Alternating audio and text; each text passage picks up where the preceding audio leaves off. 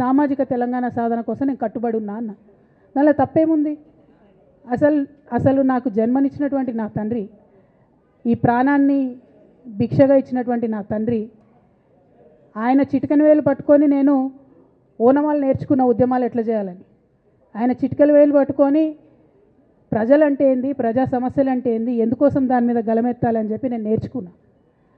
ఆ నాయకుడి స్ఫూర్తిగానే నేను సామాజిక తెలంగాణ మాట్లాడినా. భారతదేశం మొత్తంలో ఇన్ని రాష్ట్రాల్లో ముఖ్యమంత్రులు అయితే 75 ఏళ్ళ స్వతంత్ర భారతదేశం, 79 ఏళ్ళు స్వతంత్ర భారతదేశంలో దళితులకి 3 ఎకరాల భూమి ఇస్తా అని చెప్పినటువంటి ఏకైక గొప్ప నాయకుడు కేసీఆర్ గారు. ఆయన దగ్గర నుంచే కదా నేను సామాజిక తెలంగాణ ఎజెండా నేర్చుకున్నది. బీసీలకు ఎవరు వృత్తి పనిదారులు ఉంటే వాళ్ళకి చేయూతనిస్తా అని చెప్పినటువంటి ఏకైక ముఖ్యమంత్రి కేసీఆర్ గారు. చెప్పినట్టుగా డబ్బులు ఇచ్చిండ్రు కూడా. ప్రతి కులాన్ని కాపాడుకునే ప్రయత్నం చేసిండ్రు. అది కాదా సామాజిక తెలంగాణ?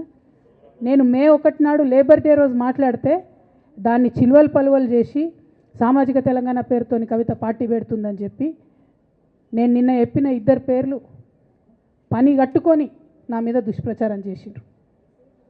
నేనేమైనా తప్పు మాట్లాడినా? బీఆర్ఎస్ పార్టీ వ్యతిరేకమా సామాజిక తెలంగాణ నినాదానికి? బీఆర్ఎస్ పార్టీకి సామాజిక తెలంగాణ అవసరం లేదా? భౌగోళిక తెలంగాణ వస్తే సరిపోతుందా?